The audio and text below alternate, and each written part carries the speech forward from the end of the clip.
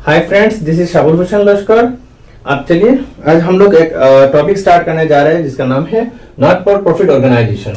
अब देखिए, ये टॉपिक नाम से पता चल रहा है कि ये जो ऑर्गेनाइजेशन है और संस्था है ये प्रॉफिट के लिए काम नहीं करता। तो ऑब्वियसली आपके मन में जो सवाल होगा कि तो ये किसके लिए काम करते हैं प्लस ये कैसे चलते हैं, ठीक है। और ये लोग प्रॉफिट के लिए काम नहीं करते तो मतलब मनी कहाँ से आता है प्लस ये क्या करते हैं, ठीक है। तो चलिए सब ये सब सवालों का जवाब आप हम वन बाय वन करते हैं, ठीक है।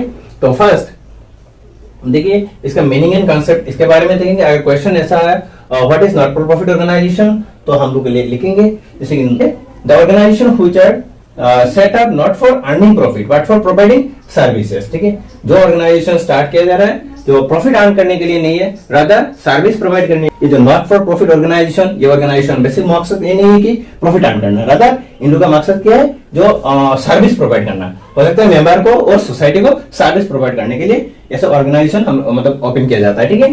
तो ये क्या मतलब एग्जांपल क्या हो सकता है, जैसे कि एजुकेशन इंस्टीट्यूशंस हो सकता है, और उसके बाद पब्लिक हेल्थ पब्लिक हॉस्पिटल्स हो सकता है, क्लब्स हो सकता है, क्रिकेट क्लब ऐसे हो सकता है, प्लस रिलीजियस ट्रस्ट भी हो सकता है। तो ये 3 एग्जांपल मैंने दे दिया, आप लोग ऐसे करके लिख लेना। अगर what is not for profit organisation आगे तो ये तो लिख लेंगे, उसके साथ ये एग्जांपल 1-2 दे देंगे तो आशा करता हूं फुल मार्क मिल जाएगा हम लोग को। नेक्स्ट में source of fund, source of fund आ जाए तो फर्स्ट सोर्स लिखेंगे subscription from members, next donations, donation from members और नॉन मेंबर्स, नेक्स्ट ग्रांट्स और aids from government and other agencies, ठीक है, हो जाता है। उसके बाद इनका जो कैरेक्टरिस्टिक्स क्या हो सकता है और फीचर्स क्या हो सकता है। अगर फीचर्स आ गया और कैरेक्टरिस्टिक्स आ गया तो सेम ही हम लोग को लिखेंगे। फॉर पर्पस सिर्फ ऐसे लिखना है, पर्पस मतलब हम लोग ऐसे लिखेंगे। देखिए ये मैंने कीवर्ड लिखा, यहाँ पे डिस्क्राइब फुली डिस्क्राइब नहीं किया, हम कैसे लिखेंगे वो देखिए।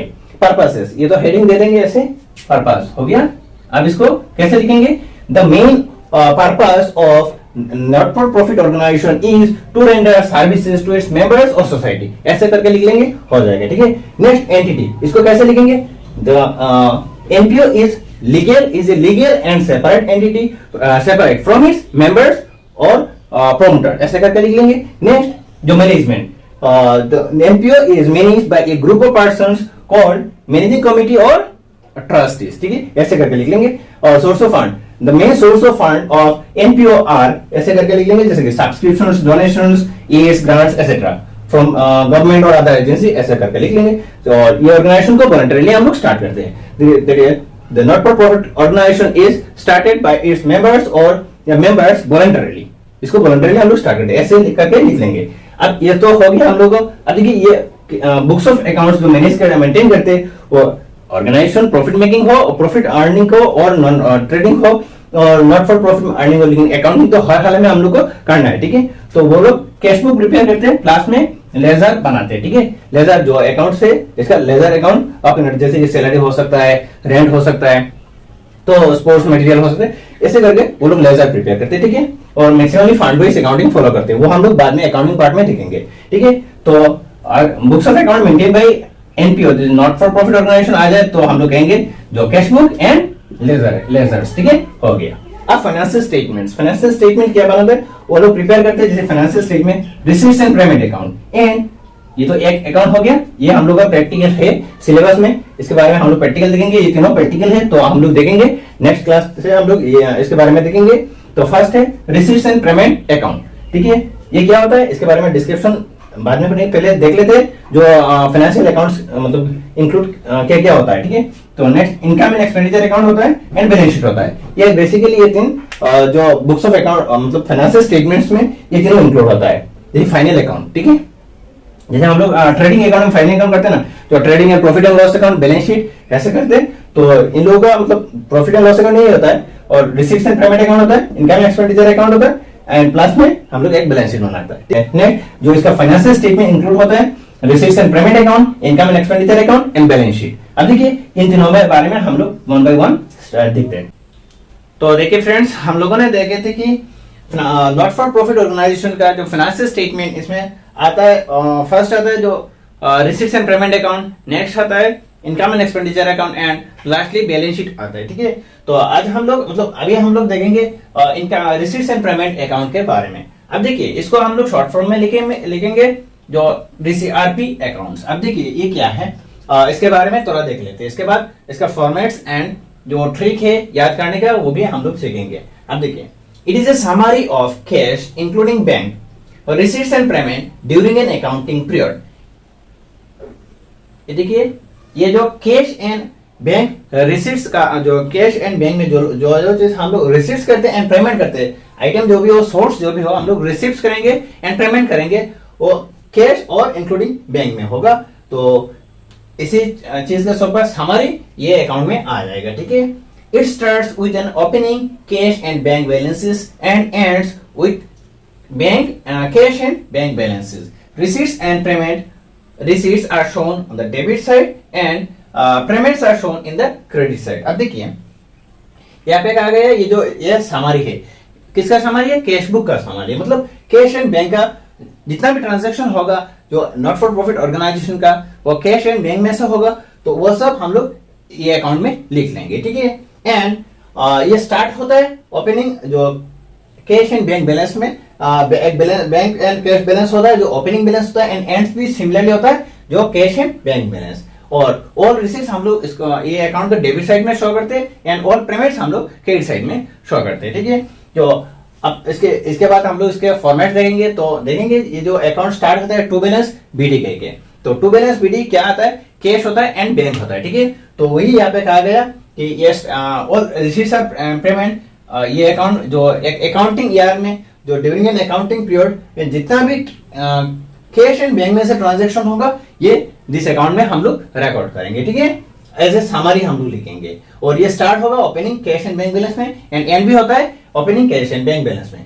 और एक बात यहाँ पे कहा गया कि जो ऑल रिसीट्स, जो भी रिसीट्स होगा, ये रिसीट्स एंड पेमेंट अकाउंट का हम लोग डेबिट साइड में रिकॉर्ड करेंगे एंड जो पेमेंट्स होगा वो क्रेडिट साइड में हम लोग रिकॉर्ड करेंगे। अब देखिए ये क्यों प्रिपेयर करते हैं, ये तो मीनिंग आ गया, और इसको एज लाइक हम लोग कैश बुक की तरह ट्रीट करेंगे। ठीक है, कैश में जैसे रिसीट्स एंड पेमेंट साइड होता है, नॉर्मली पार्टिकुलर होता है, लेकिन रिसीट्स एंड पेमेंट साइड होता है, जो आता है वो हम लोग डेबिट साइड में रिकॉर्ड करते हैं, और जो मतलब हम लोग पेमेंट करते हैं वो क्रेडिट साइड में होता है। सिमिलर एज सेम ये जो मतलब रूल यहाँ पे लागू होता है। ठीक है, और एक बात है, ये हम लोग cash basis of accounting follow करके प्रिपेयर करते हैं, क्योंकि ये एज लाइक कैश बुक है and all receipts and payment यहाँ पे कहा गया है कैश एंड बैंक ओनली, ये दोनों जो भी मतलब कैश और बैंक में से जितना भी ट्रांजैक्शन होगा वो डेबिट आएगा, हम लोग रिसीव्स करेंगे तो डेबिट साइड में लिखेंगे, रिसीव साइड होगा, और पेमेंट करेंगे तो क्रेडिट साइड में रिकॉर्ड कर लेंगे। अब देखिए इसको व्हाई इज इट प्रिपेयर्ड, ये क्यों हम लोग प्रिपेयर करते हैं, तो वो देख लेते हैं। ये भी आ सकता है, तो चलो इसको देख लेते हैं।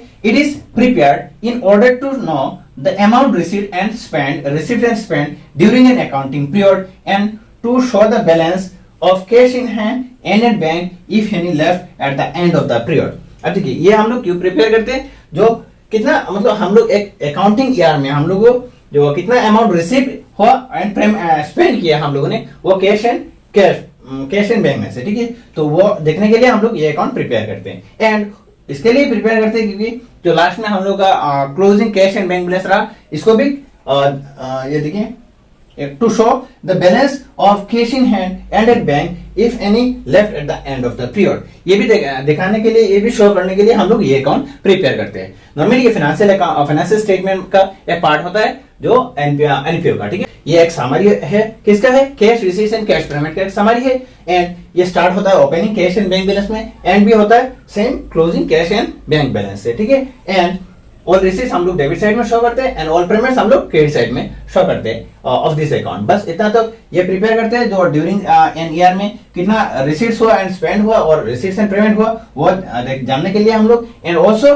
जो क्लोजिंग बैलेंस है ये भी शो करने के लिए हम लोग ये प्रिपेयर करते हैं। ठीक है, अब देखते हैं फीचर्स क्या है? फ्यूचर आए और कैरेक्टरिस्टिक आ जाए, ये दोनों बात सही है।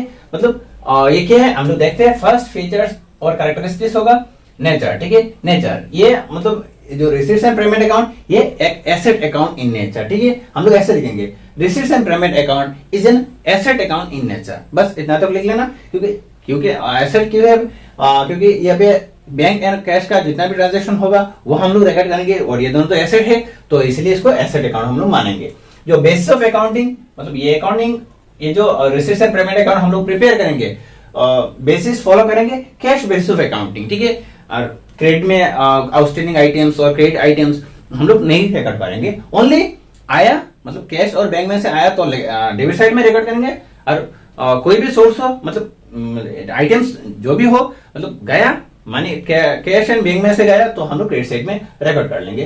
तो ये कैश बेसिस ऑफ अकाउंटिंग, ठीक है। और एक है एक्यूरल बेसिस ऑफ अकाउंटिंग, मतलब ये तो इनकम एंड एक्सपेंडिचर में अकाउंट में लागू होगा, यहाँ पे बस हम लोग cash basis of accounting follow करते हैं, ठीक है। एंड पर्पस, अगेन देखिए पर्पस ये वाला लिख सकते हो, यहाँ पे तो 2 पॉइंट्स कहा गया और यहाँ पे 1 पॉइंट कहा गया, to show the amount of receipt and spend during an accounting period under different head.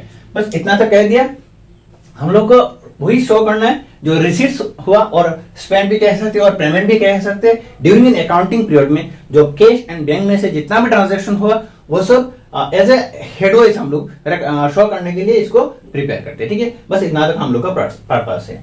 Next, ये समरी ऑफ कैश बुक, हाँ ऑब्वियसली क्योंकि receipts and payment account is a summary of cash book. Next हम लोग कहते हैं तो ये trial balance, cash trial, ये एज द ट्रायल बैलेंस की तरह, क्योंकि जितना भी अकाउंट, ये तो और एक बात है, ये मतलब डिफरेंशिएट नहीं करता है जो कैपिटल नेचर का आइटम्स हो और रेवेन्यू नेचर का, ये बहुत ये अकाउंट में जो रिसीट्स एंड पेमेंट अकाउंट में इंक्लूड होता है, ठीक है।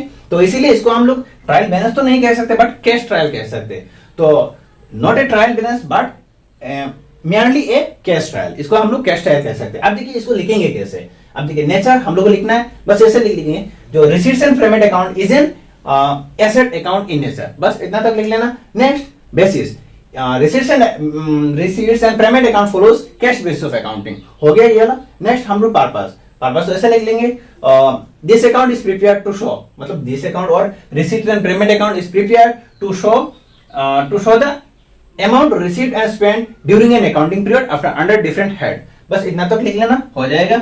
Next, it is that is receipts and payment account is a summary of cash book, ऐसे लिख लेंगे, तो ये पॉइंट भी हो गया। अब इसको ऐसे, इसको कैसे लिखेंगे, जो कैश ट्रायल है इसको ऐसे लिखेंगे, जो receipts and payment account is not a trial balance but merely a cash trial, ठीक है। ये ट्रायल बैलेंस नहीं है बट ओनली, क्योंकि merely हम लोग कैश ट्रायल कह सकते हैं क्योंकि ओनली कैश ट्रांजैक्शन आता है, तो इसीलिए हम लोग इसको कह सकते हैं कैश ट्रायल, ठीक है। नेक्स्ट टॉपिक हम लोग देखते हैं जो मेरिट्स, एडवांटेजेस और benefits of receipts and payment account.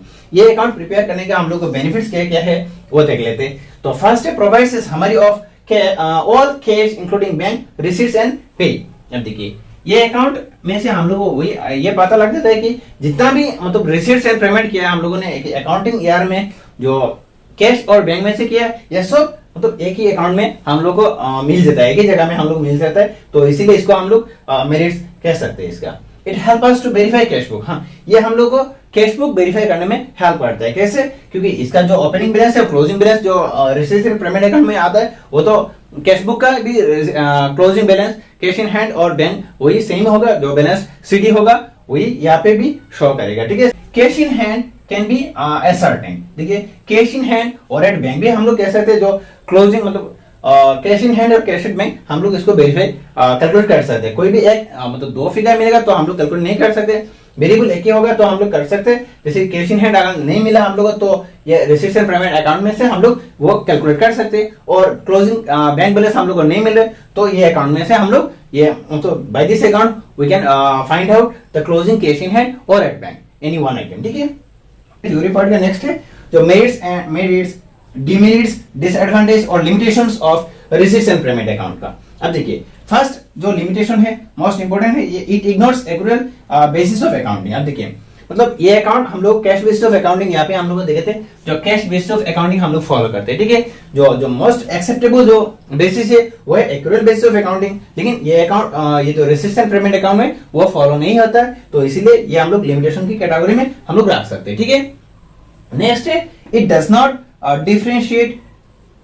Differentiate revenue and capital receipts and payment. अब देखिए ये अकाउंट में हम लोग कैपिटल के लिए मतलब कोई एसेट खरीदा तो भी हम लोग लिख लेंगे, जो एसेट खरीदा तो माने गए क्रेडिट साइड में रिकॉर्ड कर लेंगे, और आया जो भी सोर्स हो मतलब ये कैपिटल नेचर का हो और रेवेन्यू नेचर का हो, इसमें कोई हम लोग डिफरेंशिएट नहीं करेंगे, और सब ये रिसीट्स एंड पेमेंट अकाउंट में हम लोग इंक्लूड कर लेंगे। तो ये एक लिमिटेशन की कैटेगरी में हम लोग रख सकते हैं, क्योंकि रेवेन्यू एंड कैपिटल दोनों अलग होना चाहिए, लेकिन ये अकाउंट में सपोज ये एक एसेट अकाउंट है तो जितना भी है रेवेन्यू हो और रेवेन्यू कैपिटल नेचर का हो हम लोग रिकॉर्ड कर ही लेते हैं, इसलिए ये हम लोग लिमिटेशन की कैटेगरी में हम लोग रख सकते हैं। नेक्स्ट लिमिटेशन है it does not consider non cash items like depreciation.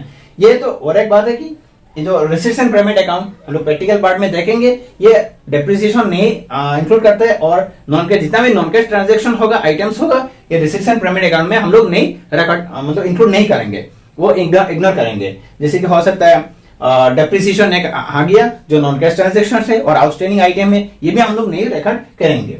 ठीक है, नेक्स्ट है और कोई मतलब इन हैंड वाला आइटम जैसे कि स्टेशनरी इन हैंड और आ जाते हैं क्लोजिंग स्टॉक इन हैंड, ये हम लोग नहीं मतलब ये अकाउंट में हम लोग कंसीडर नहीं करेंगे। Next, it does not show surplus and deficiency of the organisation. ये तो ये भी और एक लिमिटेशन हम लोग कह सकते हैं कि ये जो सरप्लस एंड डेफिशिएंसी है ये दोनों हम लोग को नहीं मिलता है। मतलब सरप्लस एंड डेफिशिएंसी ये हम लोग ये मतलब रिसीट्स एंड पेमेंट अकाउंट में से हम लोग नहीं मिलता है। इसके लिए हम लोग और अकाउंट प्रिपेयर करना मतलब हम लोग करते हैं, जिसका नाम है इनकम एंड एक्सपेंडिचर अकाउंट। बस अब तो इतना